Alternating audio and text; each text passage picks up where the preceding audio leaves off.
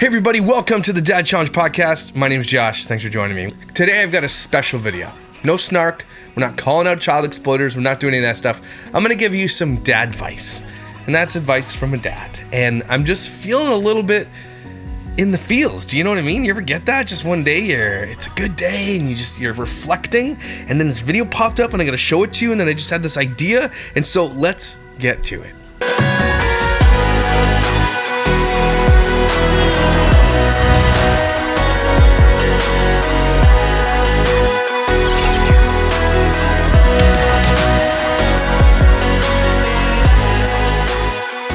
So I had a couple of people send me this video, and I need you to watch it because it starts out like you don't expect and then just takes a turn. Get ready to get in your feels. Sweetie, we need to leave for soccer practice in 30 minutes, okay? 30 whole minutes? Oh, what am I gonna do? That's like literally forever.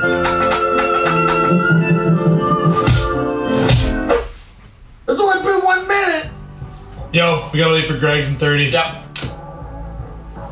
Dude, What are you doing? We gotta go. You literally just said, Oh, 30 minutes already. It's just happening now for you. What? You just noticed the exponentially accelerating perception of the passage of time. The exponential celery deception of the fast inch of time. Check your clock again. Another hour went by. Exactly. Time can't move this fast. How do I slow it down? It only speeds up as you get older. do you have glasses?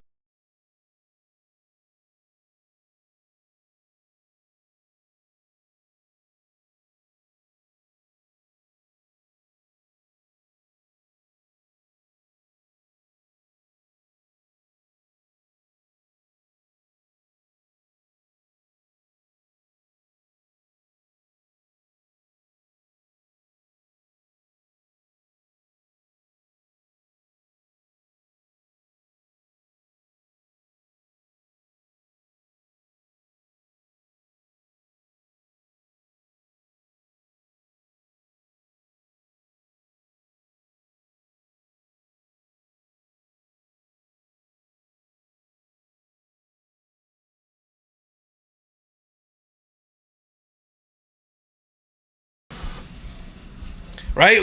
You scroll through something like that, you don't expect that to hit you really hard, but it hit me hard today.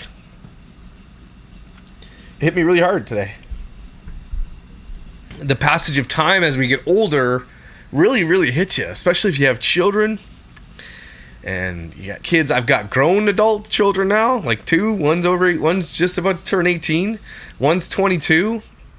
I've got an 11-year-old and an almost 10-year-old and actually almost 12-year-old and almost 10-year-old. And life has gone by like that. And I was there cutting my grass today. And I was near the end of it. I have a very large lawn. Okay, and this isn't, I'm not showing off. I'm just saying it takes me a long time to cut my grass. And I love cutting grass. I absolutely love taking pride in my yard and making my house look beautiful. It's good for the neighborhood. It's good for my own. I just love it, right? Because I never thought ever in my life, a million years, that I'd live in a nice home with a great family and just living the dream. There's no other way you can put this, okay? Now, I've worked really hard in my life. I've done a lot of jobs in my life. I've moved over, 47 times. If you look at my story, I really encourage you to go look at my story. I might repost it. But my story is a very hard story to hear, especially if you yourself grew up in poverty or you grew up in abuse. But I stopped the lawnmower and I looked at my house. And you can see Weston running around in his just pajama bottoms outside, just playing with trees. Gus running around, June bugs on her leash, and people are just living their life in my house. It's a busy little beehive. People, everybody's coloring, mom's folding laundry, I'm cutting the grass. Everybody's just kind of living in their life. And I just had a moment of self-reflection of like, I never thought as a kid growing up in the poverty and the abuse that I grew up in that I could ever have something like this. I never did. And often I do sometimes, but I don't take it in enough. I don't stop to smell the roses. And that's what today's video is really all I really want to talk about is how do you stop and smell the roses?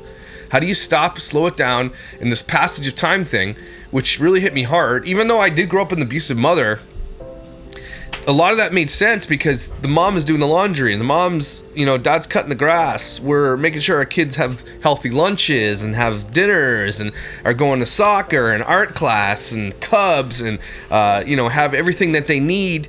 And we do that because we want our kids to have a carefree life so they can enjoy the time. That's really powerful. And we do that as adults. And it's really good that we do that for our children. And that's because that was done for us generally. And today, that really hit me. That hit me super hard that my kids lead a very privileged life. Like they really do. Okay, they have everything they could ever want. I spoil them because I do it because I didn't get anything when I was growing up. But they're also really thankful for everything they have. And again, today, just sensing that I had to stop, look at my house, look at everything going on around me. I'm sitting on a cool lawnmower. I've got really nice lines on my lawn. My neighbors are walking by waving. I've got amazing dogs. I've got an 18-year-old cat who's still kicking. I have everything. I'm a very rich person if I'm not monetarily loaded. I'm not monetarily rich, but I am rich. We do this enough. We don't realize how rich we are because we might not have what everybody else has, but we're rich if we have love and we have family. And I know a lot of you come here because we fight for the injustice for these kids. Like we hate child exploitation. We think that it's wrong. And we come here and we snark about it. We laugh about it. We cry about it. We get angry about it. And I think a lot of you are like that. You're good parents. You have great things to say. You're teaching your kids awesome things. And sometimes you need to be reminded, like today, that you got to take a step back and you got to smell those roses. Maybe make that today, this week, whatever. I know summer's hitting, the weather's beautiful, and it gives more chance of time to reflect. So real quick, I wanted to take a look at where I came from. If you haven't seen my story, please go take a look at it. But again, I came from abuse, SA abuse. There's been other forms of that in my household.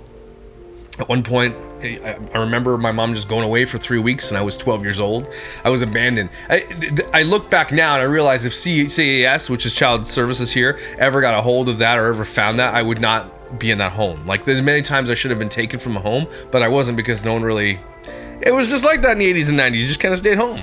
But for 3 weeks at a time, it's crazy what I actually endured as a child that was normal to me. And so I didn't see it as bad or wrong or whatever the case may be.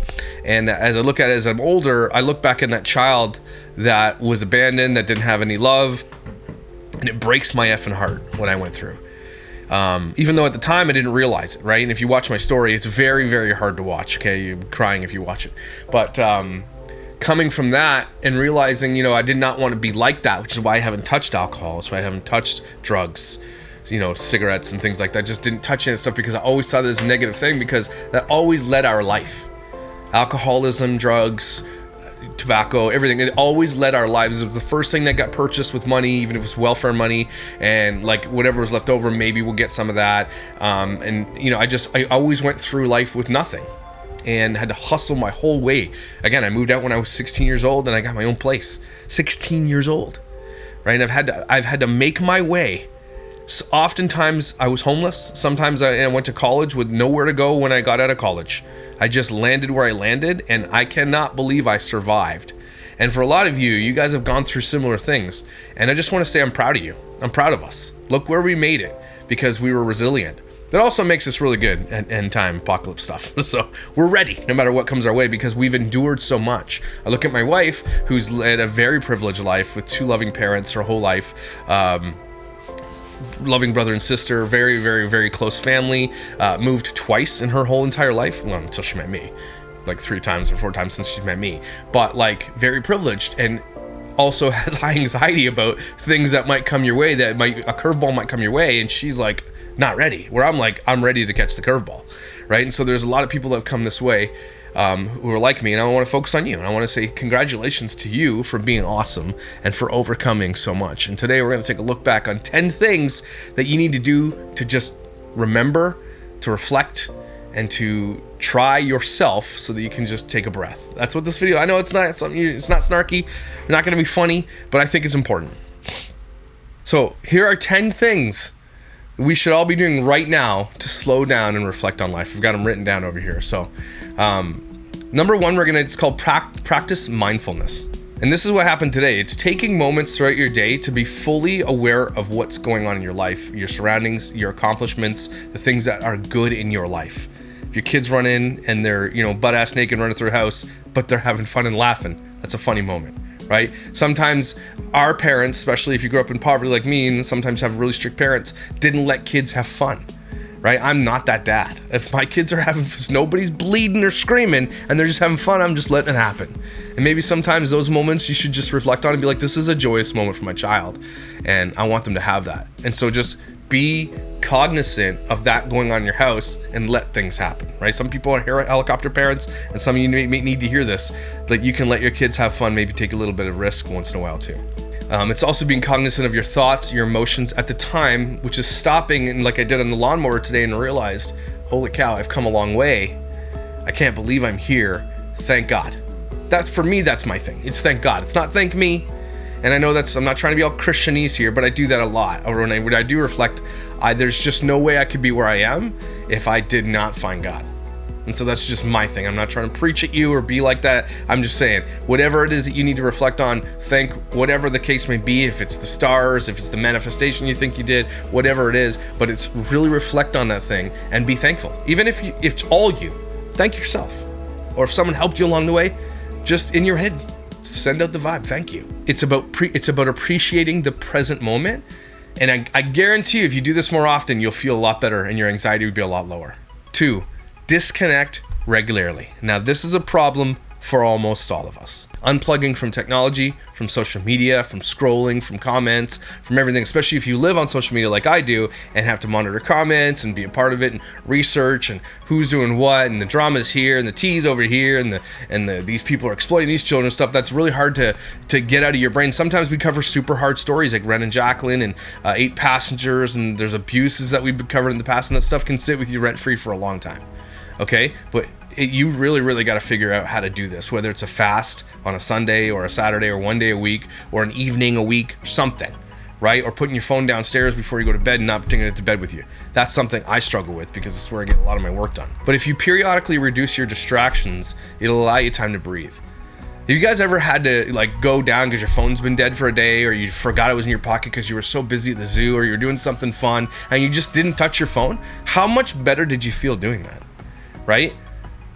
It's almost like, I know this sounds like super 1985 or whatever that book is, but the government should be like, there's just no cell service on Wednesdays between this time or whatever, you know what I mean?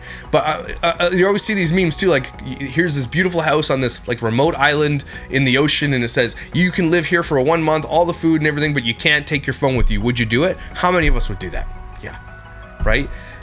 Sometimes you are forced to unplug for whatever reason, and then you realize after you've done it, like that was really important. And I think a lot of us should start practicing digital fasting. It's really important to do, even if it's a few hours a week or a day or whatever you can do. I know a lot of us live online or our work is online, but there are moments that you can digitally fast, and you should try it. Honestly, I think it would help us all. I always see these influencers who are forced to take breaks because they've been canceled, and they all come back changed, for good or bad, but they all come back and they're like, that was something I absolutely need, even if it was forced. They all are like, I need this. Some people, they get that break and then they don't ever come back because they're like, this is the way to live. It's almost like we pine for those days of the old in the 80s and 90s and 60s and our parents, our grandparents, where they didn't have the plugged in technology. And we look back on those times, even like me, the 90s, early 2000s, we were the last generation to not be plugged in the internet 24 hours a day or have a computer in our pocket. And those were the days. We had an amazing childhood. Not saying our children don't, but we keep our children super busy with camp, with programs, with sports, with dance, ballet, whatever the case may be. We just keep our kids so damn busy. And they're also plugged into Netflix or watching their shows and cartoons and stuff like that. There's rarely a moment where our kids are out being bored.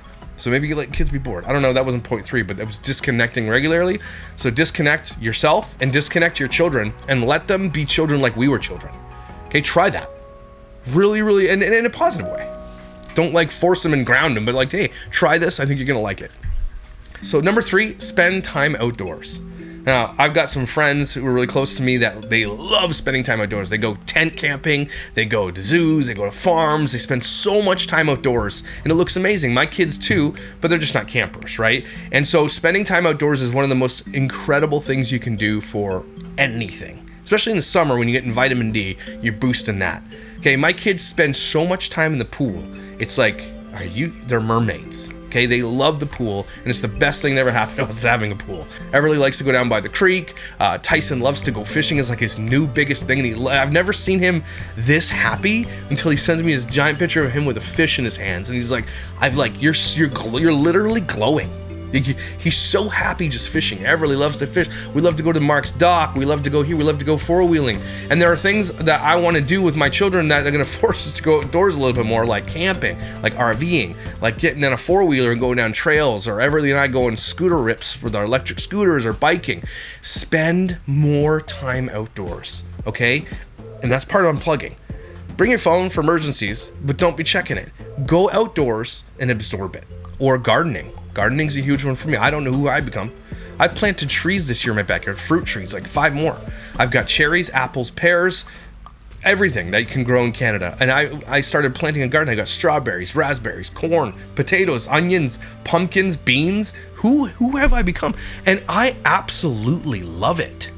Every morning I go out to let the dog out to pee. June has to pee and poop, or she'll do it inside. But I go out to the garden, I turn my little misters on for 15 minutes, I look at my vegetables, I weed a little bit, not enough, but I'm like super proud of my vegetables. My tomato plants are humongous, and it, like, some sense of like, whoa, I did that.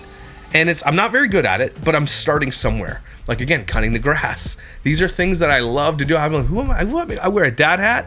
I got my New Balances, not yet, but I will. Okay, and I like clean the pool out, or I'm building a gazebo, or I've got projects around the house. I'm painting the basement floor, as you can see behind me, half it's done. You can see that. I think it's things that build into your life that you can feel proud of doing, and you should do more of that, including going outdoors. I don't think anybody ever regrets going camping with their family. Well, maybe, but you know what I mean? Those memories for your children are really, really important. Number 4, cultivating gratitude. I know this sounds really, really, fruit and granola, whatever you call it, but taking the time in each day to be like, holy cow, I'm a very blessed person. Even if you don't have everything. I'm not saying people who are, I have a nice car, or I have this and that, but just reflecting on the good things that you do have in your life. Now, a lot of us are going through a lot of garbage right now because of the way our governments are running our countries, okay? And I don't want to focus on that, but I want to say it is really hard, and a lot of people are struggling. But there are moments that you can take where there is good and there is silver linings, and I'm generally not this guy. My wife is, but I'm generally not. But seeing the silver lining and the good in everything, just trying to find it, there's nothing wrong with that, okay? There are people who overdo it. We all know those types of people, and they can be annoying. But if there's a moment in your life where you look, everything's not going well, but this thing's still good, and this thing is still good, that's gonna help you. And just being thankful for the things you do have, even if you don't have as much as your neighbor, and all that stuff, you can still be thankful for what you do have, and that will make you feel good. I promise you it'll make you feel good. Some people keep gratitude journals. I don't, because I just forget. But do something today. I'm not saying every day, maybe you can, but I challenge you to, at least today. Write down a bunch of things that you're really thankful for and that you have gratitude for in your life. Whether it's a good neighbor, it's a boyfriend, husband, wife, whatever, kids, good things going on in your church, maybe your work, you got a promotion, I don't know, you really enjoy peanut butter and jelly sandwiches, write it down, okay? Just see what comes up. Number 5, nurture your relationship. This is hard for a lot of YouTubers, okay? And for people who are online. You can't really develop new friendships because you can't trust anybody, and that's just because I get stalkers and I get really creepy, weird people doing crazy things. And I get updated on my stalker coming very soon. But this is really important. I have a lot of really good bros in my life that I'm close to that I can call up in an instant if I need help, or if they need help, they can call me. If you are not cultivating your friendships, if you're just taking, I need you to reflect on that for a second and start giving. Start honestly saying, look, I've taken so much, I need to give. I need to see what I can do to help you or to be there for you. Reflect on how much you take compared to how much you give. And cultivating good friendships is really being there for somebody and not expecting anything in return. I'm not just saying about giving money or time, but like just really being there for them. Being the person to call, even if you're always the person to call. Okay? Some people just don't like doing that. But some people do need friends in their life. And if you don't have any close friends, there is a way to cultivate those relationships. And it's about being involved and taking that step if you have to. Okay? If you don't have good friendships, I honestly believe this. You don't have anything. Okay, you really need to cultivate those friendships. And those who have a hard time making friends, look for an extrovert. I know it's weird. Okay, find a place that there's a lot of extroverts, because extroverts love to adopt introverts. as friends. I honestly, my best friends, some of them are extroverts, but most of my best friends are introverts because I adopt introverts like they're stray cats. The shyest person in the room or at the youth group or at the event I'm at, I am on them like one on rice because I want to like include them and I want to be, and I love that I love introverts.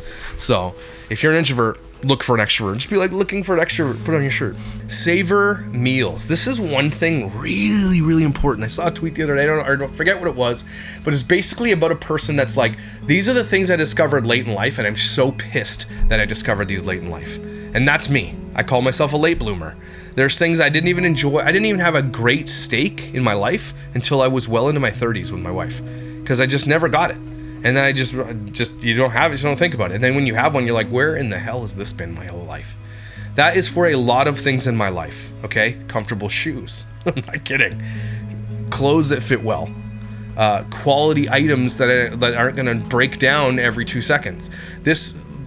Like food is one of the big ones. And this is really, really important.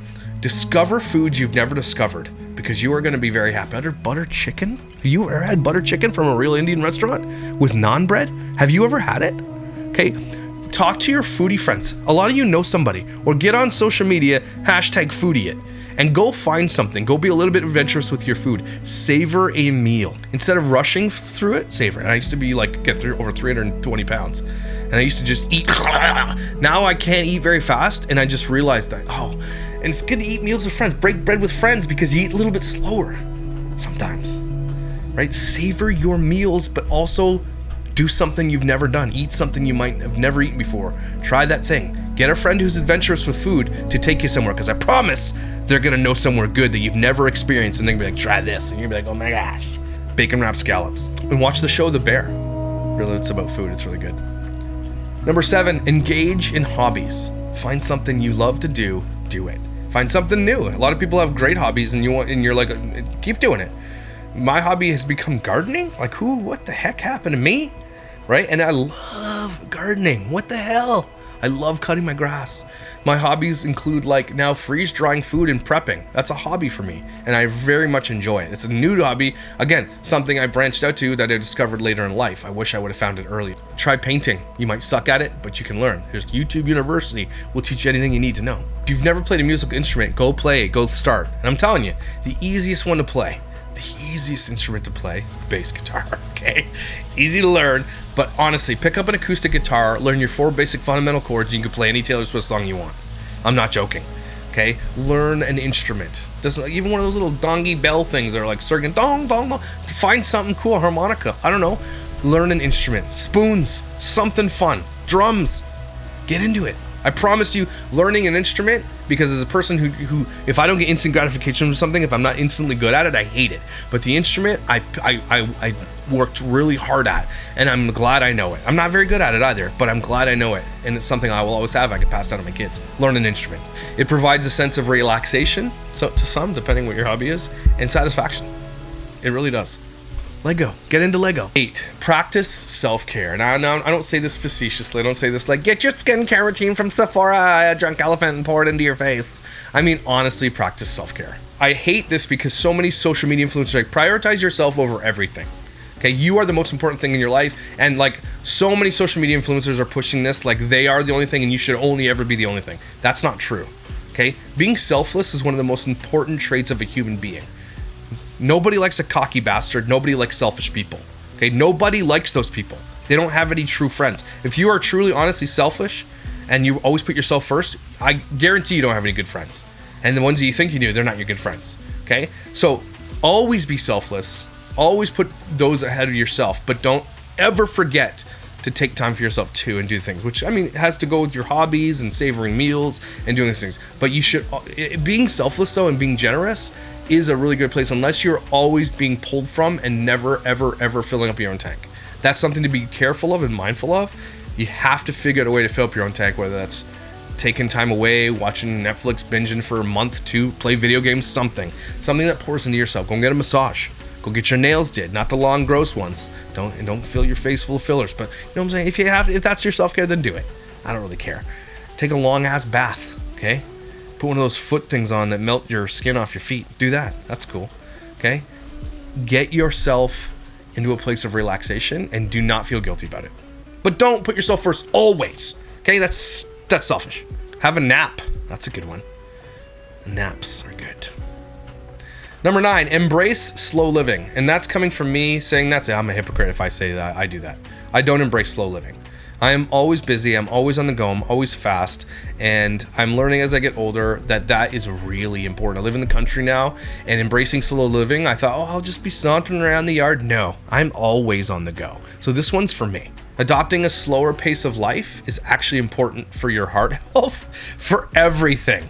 Okay, is taking it slow. I get so frustrated when I'm working with anybody, my wife, my kids, whatever, and they walk. I'm like, can you go get me this thing from the garage? And they'll like walk slow to get it. I'm like, why are you walking so slow? Or people who drive slow. And now I'm in the country, a lot of people drive slow. I'm actually starting to appreciate the idea that I need to take it slow. And if these people are going to be slow, I'm just going to take their pace. But it's something I need to learn. Forcing one task at a time, and as somebody who has an ADHD crazy brain, that's really hard. I've got like 15 tasks on the go right at this moment, and I got to figure out how I can overcome this and really take some time and go a little bit slower, because I see those people in my life who saunter a little bit and they seem just a little bit more happy, just a little bit. Although I don't think I would be happy unless I had a million things on my plate either. So there's a balance to be struck for sure. 10, reflect and contemplate. Like I did today on the lawnmower, you got to figure out a way to reflect on your life, to contemplate what's going on, to plan. Okay, a lot of people pull in their driveway after work and they just sit in the driveway, and some people, especially on social media, they make fun of, why do men do that? And it's like a red flag. It's not. If that's how you pause and reflect or wind down, do it. Figure out a way to do it. Okay? If we're not sitting down, if something isn't pausing, reflect, or set a freaking timer on your watch or your phone, and every day at 5 p.m. or every day at this time, please remind me to reflect on your day, what's going on. Take a breath. Do the 5-finger breath. So you're like, breathe in, breathe out, breathe in, breathe out, breathe in, breathe out, breathe in, breathe out, breathe in, breathe out. You do that 2 to 3 times a day, and you reflect, you'll have a better day. Promise. Drink tons of water too. Tons and tons of water. But just doing each of these things and savoring the moments are really important. If we're not savoring the moments and we're rushing through like you're going on vacation with your family, like I'm going on a Disney cruise again with my family. This is like, the whole family's going this time. And often we're so busy and wifey's so stressed with the vacation because I'm just like, let's do it. I actually savor my vacations. But you really need to figure this out. If you're going to go on all these things and do all these fun things with your family, learn to savor it with everybody. If that means you got to put a little bit more on your husband or your wife to do more so that you can savor it, don't feel guilty about asking for those things, because those people who easily savor vacations are going to have no problem with helping you out if that means that, hey, I just need you to do these things so it'll help me savor the vacation or this time away a little bit more. They'd be happy to, because they want you to enjoy yourself too, hopefully. Okay? You got to make sure you savor the flavor, okay, of life or whatever. Okay? You really need to figure out how to do that. And I know that's easier said than done for almost all of us who are plugged into social media almost 100% of the time. But if we don't take a time to put down the phone and savor the flavor, we're missing out big time. And time is just going to go by like that.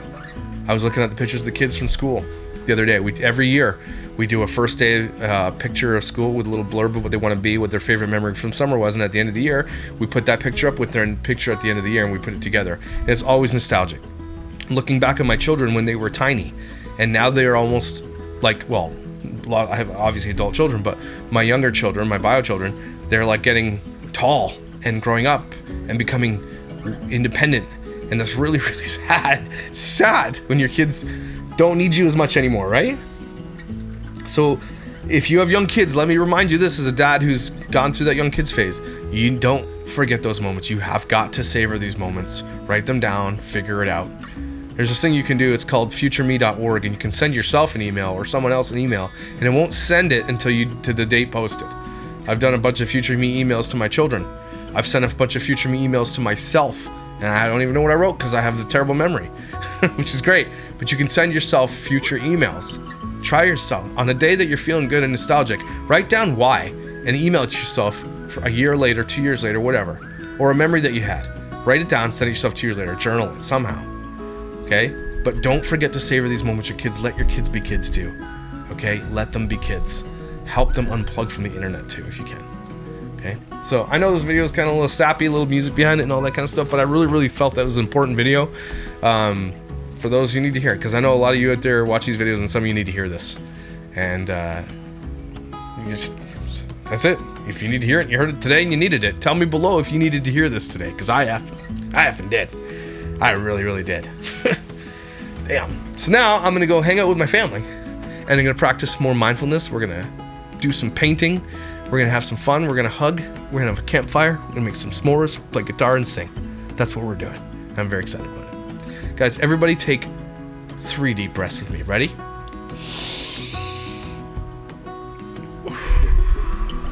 In again and hold.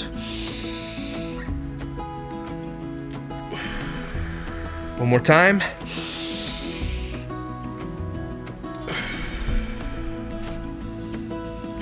Don't forget, you're important.